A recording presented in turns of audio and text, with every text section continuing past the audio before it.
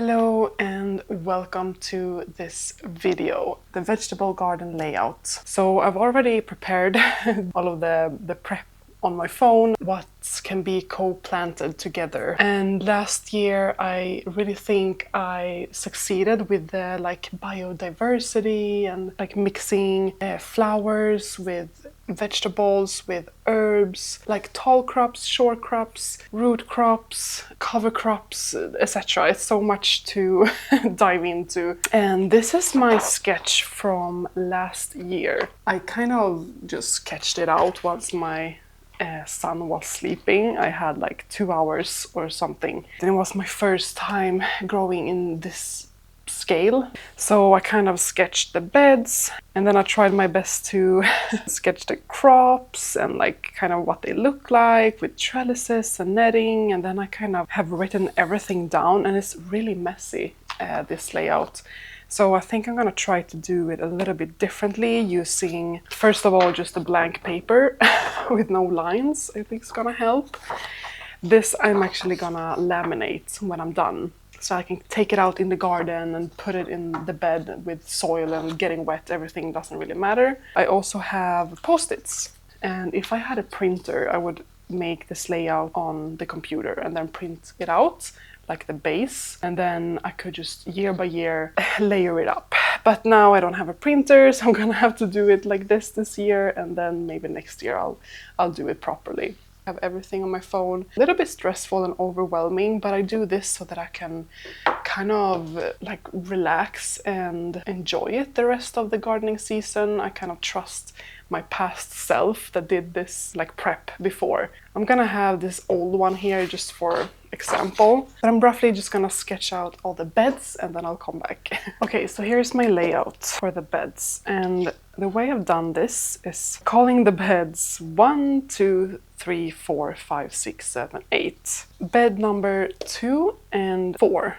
is the ones that are a little bit more permanent because they have trellises, or they will have trellises. The trellis I had last year was just temporary, but we're gonna build a really permanent, stable structure this time around. By the bed 2 here, I will maybe always grow indeterminate style tomatoes because they are the furthest north back, kind of. It faces the south and the backside is north, and in that bed doesn't really shadow anything behind it, and it's the furthest out towards the road, towards the fields and everything, and there's nothing it can shade or be shaded by. It's the least bed that will kind of disrupt any views. I do want to rotate my tomatoes every 3rd year or so, just to keep the soil really healthy and prevent nematodes and things like that. Then I'm gonna switch it to the 4th bed, which I'm actually gonna have a trellis on that is mostly for other vining crops like cucumbers, beans, etc. So these 2 we have trellis support system on, and I haven't really decided on the trellis system, how I want it to look and how I want it to be. They're probably gonna be the same so that I can have tomatoes here when I need it. I think I'm gonna have hooks on the top of the trellis and maybe on the sides or something like that, so that I can have a Florida weave if I want to, or growing it up on a twine.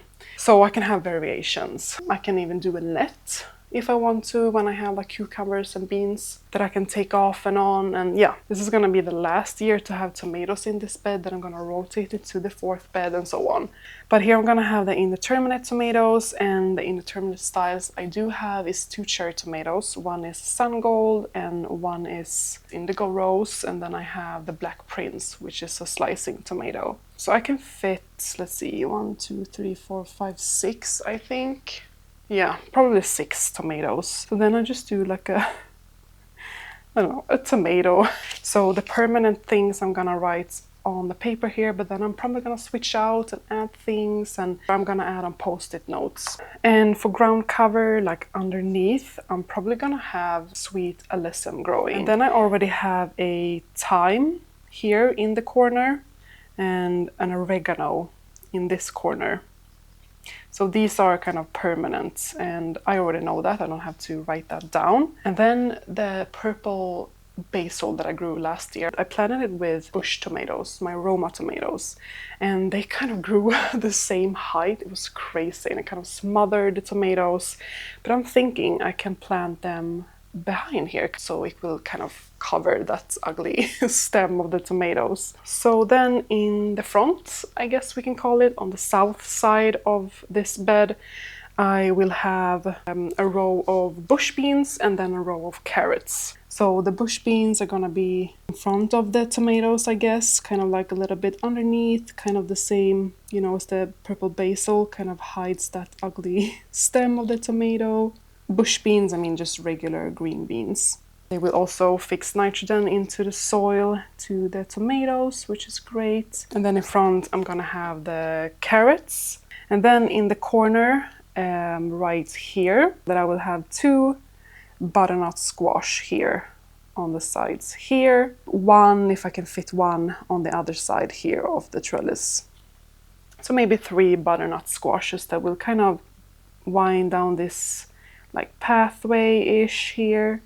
So indeterminate tomatoes, sweet alyssum like a ground cover, purple basil at the back, bush beans and carrots in the front. We have a few herbs in the corners, and then on this edge towards the pathway here we have the butternut squash. And for this other one with the trellis, I am gonna have beans and cucumbers, like this side beans and this side cucumbers. But I'm just gonna do like a bushy mess here. Runner or pull beans. And on the side of the beans, I will plant my rosemary. Everything that I'm planting that are interplanted, they kind of bring out something to each other. So it can be either pest control, flavor enhancer, soil enhancer, things like that, or like shading and space management. So beans and rosemary example goes really well together, and then the cucumbers and the dills go together. So I'm gonna have dill probably by the cucumbers. I'm gonna have point cabbage and kohlrabi, and these are gonna be planted by the beans because beans and cabbages go really well together. Celery and beets I'm gonna have in this bed. Celery goes well with cucumbers. I just had a brilliant idea while I was sketching here. Today I'm actually sowing my artichokes, and I was gonna have my artichokes in kind of cold frame, I think it's called. But since I did have space here that I didn't really think of last night when I was planning, right in front of the trellis here, which is south facing, gets a lot of sun, and artichokes tend to be quite bushy but quite low. And I have 6 artichokes that I'm gonna sow, and that's perfect space. I googled a little bit, and artichokes does say that it complements beans that fix nitrogen into the soil. So we ended up with the beans and the cucumber trellis here in the middle, and then in the back, which gets a little bit more shaded, I have the point cabbage. And then by the edge of the point cabbage here, plant the kohlrabi. And once I pull the kohlrabi, I have some zinnias called Thumbelina. It's like a petite version of zinnia. So the artichokes is gonna be there for the whole season. In front of the artichokes, I have beets, so they will be a little bit protected there. And then the rosemary and celery in each corner here, and then just some dill. So I'm gonna jump back here to bed number 1, which is my zucchini bed. I'm not really worried about anything being shaded out by this trellis here because it's far enough away to this bed to actually get shaded. It's gonna have plenty of sun for the zucchini. So the zucchini, I do have quite a lot of zucchini to grow this year, different varieties. So I'm really gonna take the space here. Leeks, which grows, you know, in height. And then the zucchinis are kind of low, sprawling. And then in the middle here, I'm probably gonna plant flowers like sunflowers or zinnias or other like tall flowers peeking up. I had snapdragons last year, and it was so beautiful. It has some pincushion flowers, and I'm gonna integrate flowers in all of these beds. I add flowers and lettuce to like empty spaces. I really want something growing underneath the soil, like a root crop.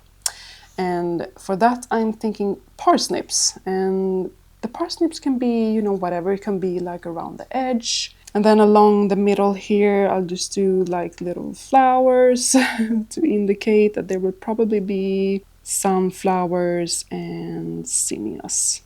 This is the first bed you see when you are sitting out on our deck, and I like to keep it really tidy and beautiful, and I think that the sunflowers I had here last year was a really nice touch.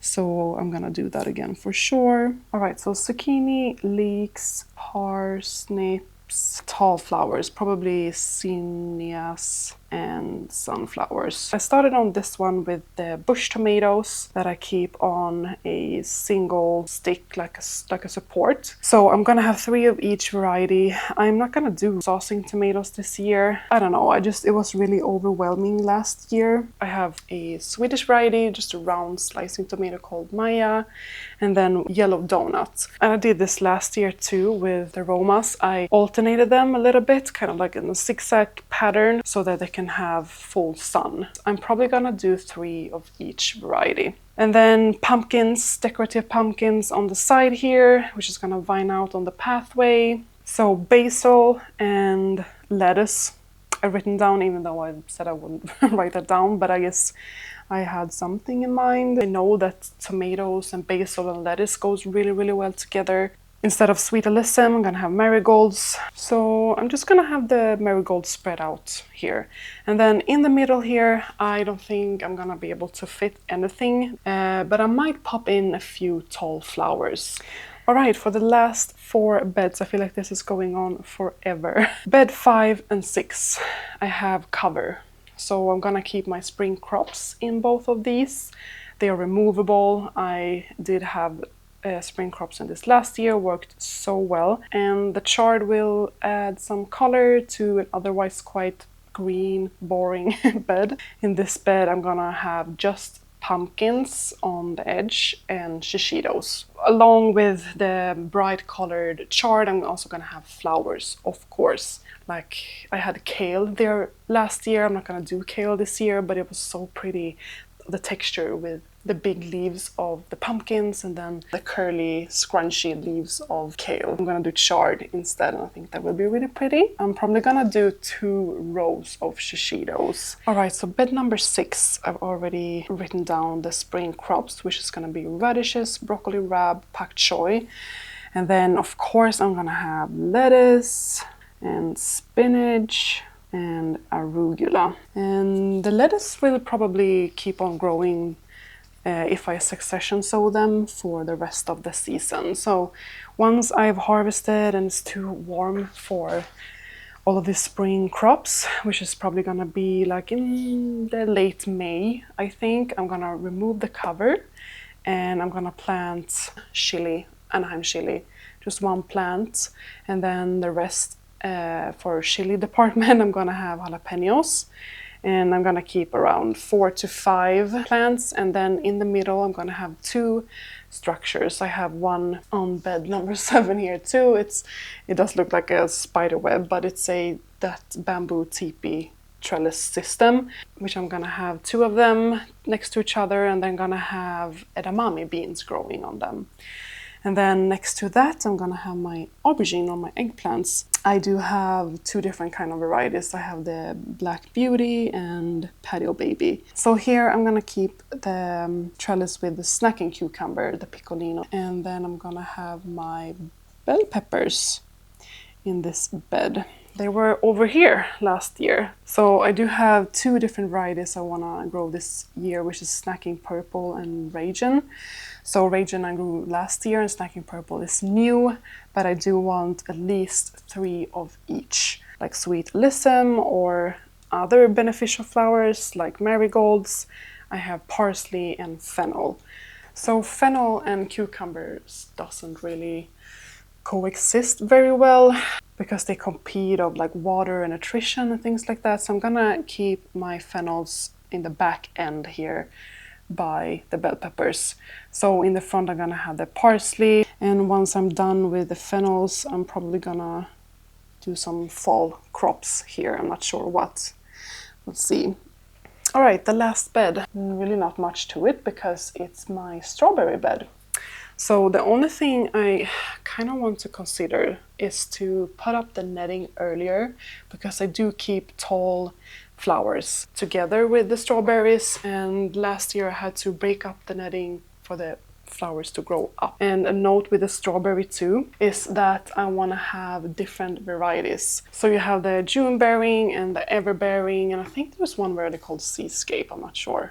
Maybe that's a variety, but right now I only have June bearing, and I want to prolong the season of strawberries, so I'm probably gonna remove half of what I already have, which did come from little seedlings that I got from a family member that I then rooted their runners in, and then I planted them in the bed and so on and so forth. So the ones that I have now I haven't paid for. The most of the strawberries I have, I don't even know what variety it is. It's really delicious, but it's June bearing, that's all I know. So I want to split half, take them out, maybe put them in a planter or a pot or something in the meantime, and get some ever-bearing strawberries. Something that I did last year in the strawberry bed was actually planting my onions, but I could not find them. Like, there was so much foliage from the strawberries, and the netting made it quite hard, so I'm not gonna do that again.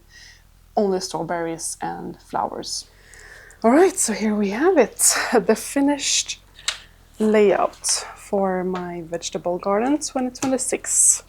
This was year 2025, it looks pretty similar, but maybe a little bit cleaner with this paper and a little less, text. And I did also add celeriac, I forgot that, but I added it to this bed with the bush tomatoes. So this is the overall layout, and I think it's gonna work out really well. I am taking like the strategy that I had from last year with planting quite densely and with a lot of variation. This little piece of paper is gonna put so much ease to otherwise a very hectic time. I don't know, it just gives me perspective, I guess, of the coming garden. So we're gonna DIY together 2 wooden trellises, or not trellises, arches. For the entryway to the garden, along with some other fun stuff. So now I'm gonna head upstairs to my growing room. I'm gonna grab my coffee. I am sowing the first seeds of this year, which is artichokes. And I also have 3, I think, seedlings or cuttings that I took from my overwintering basil that has rooted now, and I need to put them in pots. So I'm gonna go upstairs and do that now. Follow along. All right, I just wanted to show you that I've laminated it, and whenever I have some notes to make, I'm gonna grab my post-it, I'm gonna write on it, and I'm gonna stick it onto the bed that I have the note for. But this allows me to bring this outside when I'm planting, and that feels so nice to have.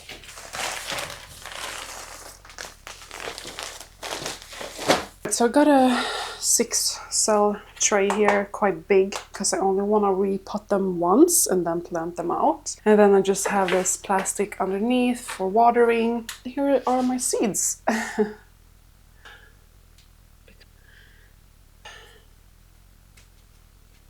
And just water it in. And I just want to show you the cuttings before my camera dies. So I rooted them like this. So here are all of the rest. All of these I have, and the thyme here, I dug up from the garden last year, and I overwintered them in here. Works really well. I've also got some that I've actually sown from seeds, along with my rosemary. I can see some green here, but mostly looks kind of dead. So I don't know what's going on there, we'll see. So I'll make a little hole in the middle like this, and I take each cutting, plop it down, fill it back up, and sort of press it together and down. I just thought it was just a really fun experiment and really enjoyable to do during the winter months, and I'm just so proud that these are cuttings from my basil from last year. I'm never gonna have to buy seeds, basil seeds again, probably. I always finish off with vermiculite.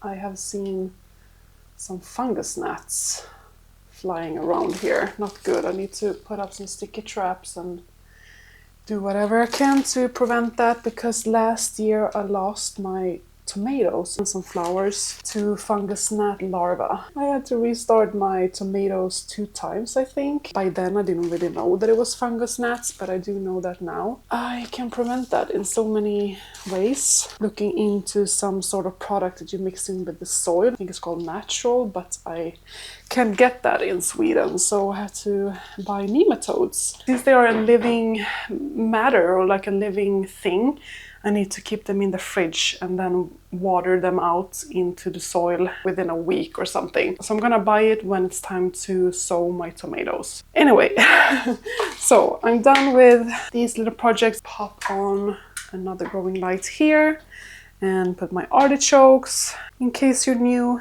this is what my setup looks like. This is my growing room. It's a little bit messy now. I need to move these. I moved them up here when my son started to get really interested in plants. Quite a small room, and it gets really messy and hectic. In a matter of 2 weeks-ish, I'm gonna sow my first flowers. They are perennials, but they are also native and pollinator friendly. But right now I'm just keeping all my equipments in here. I keep soil, then I have all my fertilizers, and then my trays. I got some new trays this year. Soil here. Here I have more trays and pots. They came like this, we just assembled them, but I painted them the same green as the wall and installed these lights. I have heating mats, I have all my seeds here with my laminated plant layout. Down here I keep my vermiculite and stuff like that. This is my growing table that I have currently. I do keep a couple of fans. I have a big fan here and then a smaller fan that I keep on this table, and 2 big windows. One is south facing, so it gets really warm in here during spring. And then I keep this kind of foldable plastic mat that I do my sewings on, that I can just, you know, fold up and put away. Anyways, I think I've been rambling on quite a lot in this video, so you're probably tired of me now. So much fun to do the layout, my first sewings, this snowy and cold January day. And the next video will probably be the last part of the office renovation. So good, I just want to be there inside all day. The birds flying, see? So many. I've really loved this bird feeder this year. Look how many birds, oh my god. It's a party. Anyway, so thank you for watching. I'll see you in the next one. Bye bye!